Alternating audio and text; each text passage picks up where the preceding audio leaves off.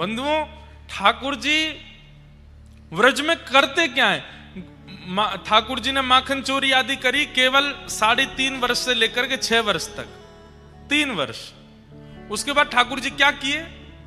वहां के बाद ठाकुर जी केवल गैया चराते हैं, पूरे दिन गैयान में ही रहमे, और कोई ठाकुर जी को प्रिय भाव नहीं लगता। गैया में रहना ही ठाकुर जी को सुख लगे। श्रीनाथ जी नाथ द्वार में जो विराजमान है, सब लोग इधर देखो,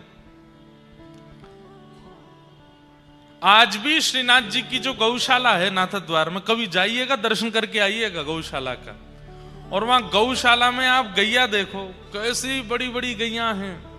ऐसी अद्भुत गैया हमारे ख्याल से भारत में और कहीं आपको देखने को नहीं मिलेंगे। और आपको जानकर के आश्चर्य होगा, जब श्रीनाथ जी हमारे गिरिराज जी में प्रकट हुए तो कथा लगभग सबने सुनी होगी। सद्दू पाने नाम के एक ब्रजवासी रहते थे गिरिराज जी में, उनकी बहुत सारी गैया थी।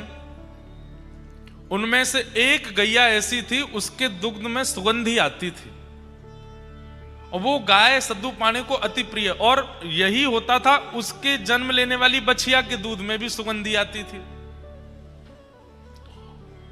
तो कई लोग तो अपने घर में पूजन आदि करते तो सद्दू पानी से जाकर के दूध लेकर के आते वही गैया को, क्योंकि सुगंधित दूध है, वहां से ठाकुर जी को अभिषेक करेंगे। एक समय आया, वो गैया चरवे के काजे वन में जावे, गिरिराज जी पे जावे और लौट के आवे तो वहां के दूध नहीं।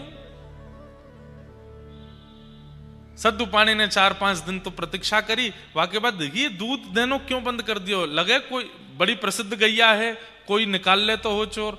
तो ऊपर जाके देखा तो वो गैया एक विशेष स्थान पर जाती हैं और अपने चारों थनों से दूध प्रवाह कर देती हैं। जब वहां जाकर के देखा उस गड्ढे में, तो श्रीनाथ जी की भुजा निकली हुई है। कुछ समय बाद जब श्री जी बाबा प्रकट भये गिरिराज जी से, तो कहते हैं अनेक वर्षों तक श्रीनाथ जी ने अन्न सेवन नहीं किया, रसोई की सामग्री नहीं पाई। श्रीनाथ जी केवल दूध पीते हैं, पे पी करके रहते हैं। और सद्दू पाने से कह दई, बोले अरे सद्दू पाने, जे तेरे गैयान के कुल में जो सुगंधित दूध देने वाली गैया है ना, ये पता कौन है? बोले कौन है?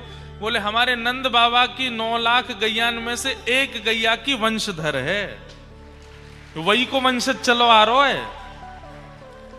या हमारे में तेरी गैया को दूध ना पीऊं, ये तो मेरी गैया है।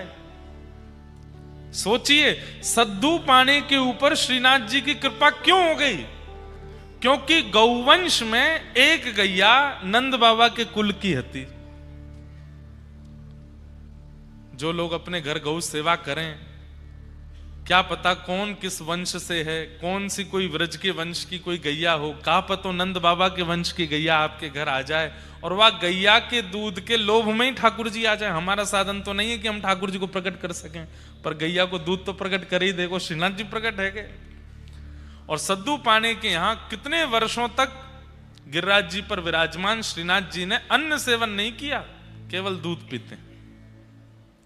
फिर जब श्रीमन महाप्रभु वल्लभाचार्य जी महाराज व्रज पधारे, तब श्री जी बाबा ने पहली बार अन्न आरोगा, और तब अन्नकूट 56 भोग तब लगाए गए, तब से ठाकुर जी प्रसाद पान लगे। लेकिन ठाकुर जी ने आज बंधुओं मंदिरों में भी अब इतनी सामग्री बनती है, इतनी देसी गैया ही नहीं है कि इतना घी वहां पहुंचाया जा सके, तो फिर अन्य अन्य घी पहुंचाने पड़ते हैं। कभी कभी हमें लगता है कि हम मानवों ने ठाकुर जी के द्वारा प्रकट की गई, प्रदत्त की गई निधियों को ही नष्ट कर दिया, तो ठाकुर जी हमसे उदास बैठे हैं।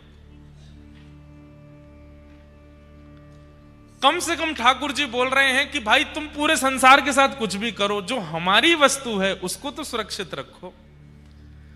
गिरिराज जी की महिमा हमने नहीं जानी, रज की महिमा हमने नहीं जानी। यमुना जी, वृंदावन में आप आचमन नहीं कर सकते, और अगर आपने 10-12 दिन तक आचमन कर लिया तो आपको घनघोर पी लिया हो जाएगा। ये वृंदावन की यमुना जी की स्थिति है। हमें ऐसा लगता है ठाकुर जी की एक वस्तु की भी संरक्षण की इच्छा और एक वस्तु की भी रक्षण की भावना किसी जीवात्मा के मन में आ गई, ठाकुर जी कहेंगे तू तर्पण मत करे, तू संध्योपासन मत करे, तू जप तप मत करे, सब तेरो कल्याण कर दूंगा मैं, तू बस मेरी निधि की रक्षा कर।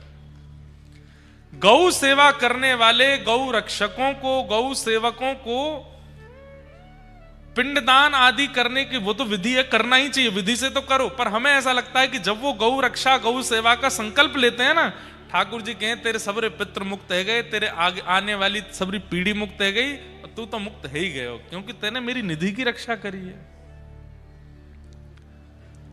आज गोपाष्टमी है, आज गैया का प्राकट्य हुआ ठाकुर जी से, और गैया से प्रकट हुआ गोलोक धाम, जो कि ठाकुर जी का नित्य धाम है। जैसे वैकुंठ, साकेत और गोलोक, गोलोक का प्रादुर्भाव कहां से हुआ? गैया से हुआ। ऐसी गौ माता कृपा कर रही हैं। आज गोपाष्टमी है, कल भी गोपाष्टमी है। ठाकुर जी का मधुर श्रृंगार करो, गैयान की जाकर के सेवा करो, खूब आरती करो, वंदन करो, और बंधुओं गैया में ही गोपाल जी देखो, और उसी भावना से गैया की सेवा में लग जा। आप अनुभव करेंगे, घर में विराजमान करके ठाकुर जी की सेवा करने का जो फल मिलता है, वो केवल गैया की सेवा करने मात्र से प्राप्त हो जाएगा। ऐसी गौ माता है। तो गैया के ठाकुर जी के अंग से गौ, ब्राह्मण और अग्नि तीनों प्रकट हुए, और तीनों का गोत्र भी एक ही है। ऐसी गैया को हम प्रणाम करते हैं आज जिनका प्राकट्य हुआ। गोपाष्टमी का दिन था, छोटे से लाला रोन लगे। मैया बोली, लाला तू काय को रो रहा है? मैया तू मुझको छोटी छोटी बछिया बछड़ाने दे दे, मैं उनको चरावे जाऊं, पर अब मेरा मन है रो कि मैं गैया चरावे जाऊं। अब मैं बड़ो है गो, 6 वर्ष के हो गए ठाकुर जी। इतना सुंदर वर्णन है श्रीमद् भागवत जी में ठाकुर जी की गौचारण का। ठाकुर जी रो रहे हैं। यशोदा मैया बोली, लाला तू नेक सो है, गैया चरावे के काजे जाएगो, कहीं गैयान के खुरन के नीचे आए गए तो? ठाकुर जी बोले, नाए आऊंगो मैया, ये सबरी गैया मुझे बहुत प्रेम करें, मुंह पे नाए चढ़ेंगी, आज तू मुझको गैया चरावे जान दे। नंद बाबा आए, आकर के देखी लाला रो रो है। ठाकुर जी से कही, बोले लाला काय को रो रो है? बाबा मैं गैया चरावे जाऊंगा, अब मैं बछड़ा बछिया ना चराऊंगा, अब मैं बड़ो है गो। बंधुओं, रास, आज रास की कथा है।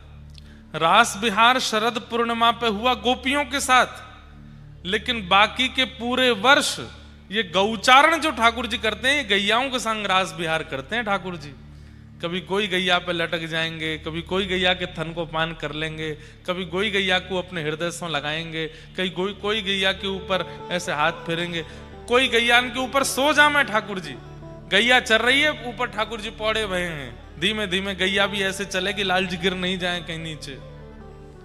इतना प्रेम ठाकुर जी गैयान से करें। नंद बाबा आए, बोले लाला गैया चरावे को?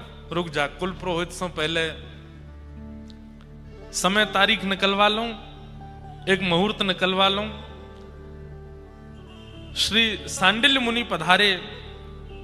नंद बाबा ने निवेदन कियो, हे मुनिवर, लाला जिद कर रो गैया चराऊंगो, आपने एक पत्रक देख करके बताओ कौन सी बढ़िया तिथि है, शुभ मुहूर्त निकालो। बंधुओं, उस समय पे और कोई व्यापार नहीं था, या तो खेतीबाड़ी या फिर गैया चराओ, गैया के दूध घी आदि उनको विक्रय करो, उससे ही घर चलते थे। एक प्रकार से आज बड़े बड़े बिजनेसमैन के बच्चे जब उनका बिजनेस संभालते हैं तो बहुत उनको शाबाशी देते हैं। ऐसे ही गौ पालकन के बालक जब गैया पालवे लग जाते और गौ चारण करने लगते तो बहुत बड़ा उत्सव मनता था ब्रजमंडल में। भैया इनको लाला सुगड़ है अब गैया चरावे को। ब्याह संबंध होते थे तो लड़की वाले पूछते लड़का खा कर है? अजी हमारा छोरा तो सुबह उठ के स्नान ध्यान करके 8:30 बजे गैया ने लेके निकल जाए, 8:30 बजे निकल जाए। हाँ, कितनी गैया हैं? बोले 1000 गैया, कोई के 5000 गैया। नंद बाबा के तो 9 लाख गैया। तो जितनी ज्यादा गैया और जितना बढ़िया गौ सेवक उतना बढ़िया छोरा। जैसे आज यूं कहे ना कि वो चार्टेड अकाउंटेंट है, डॉक्टर है, बहुत बड़ा इंजीनियर है, आदि आदि। तो घर वाले लोग फिर बाकी की चीजों को नजरअंदाज भी कर देते। ठीक है, घर भले ही बड़ा नहीं है लेकिन बेटा